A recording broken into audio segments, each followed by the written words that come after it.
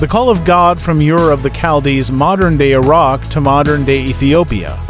Abraham, from the age of 85, lived out the remaining 90 years of his 175-year life and was buried in modern-day Ethiopia, the land of Azib in East Africa. First, to clarify a historical understanding of the Bible that may be unclear, let us examine the biblical evidence that Abraham and his family did not enter the Promised Land, Canaan, modern-day Israel. By faith, Abraham, when called to go to a place he would later receive as his inheritance, obeyed and went, even though he did not know where he was going. By faith, he made his home in the Promised Land like a stranger in a foreign country. He lived in tents, as did Isaac and Jacob, who were heirs with him of the same promise. Hebrews 11:8-9. All these people were still living by faith when they died.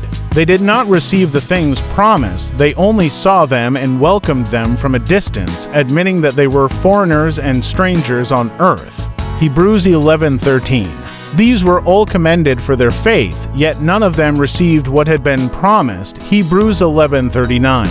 The term "these were all..." double quote refers to Abraham, Isaac, Jacob, Moses, and other patriarchs. In addition to St. Paul, St. Stephen also testified that Abraham did not enter the promised land of Canaan, stating he did not give Abraham any property in it, not even a foot of ground.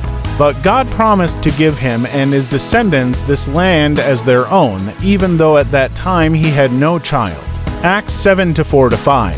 Therefore, if Abraham left Egypt but did not enter Canaan, we must ask, where did Abraham live? The answer, we find, is modern-day Ethiopia. Abraham departed from Ur of the Chaldees to go to the land God had prepared for him, which in that era was called Azib, or modern-day Ethiopia, Genesis 12-9. St. Paul also described this in his letter to the Hebrews. By faith, Abraham, when called to go to a place he would later receive as his inheritance, obeyed and went, even though he did not know where he was going. Hebrews 11:8. He departed from Ur of the Chaldees with his father Terah, his nephew Lot, and his wife Sarah, and they went to Haran. His father Terah died and was buried there. From Haran, they then came to Canaan. In that era, the Canaanites and Philistines were under Ethiopian rule. Then Abimelech and Ahuzzath, his advisor, and Phicol, the commander of his forces, left and returned to the land of the Philistines. Genesis 21:23. In another passage, Abimelech is also identified as a Philistine, Genesis 26:1. During Abraham's journey from Canaan to Ethiopia, he went down to Egypt because of a famine.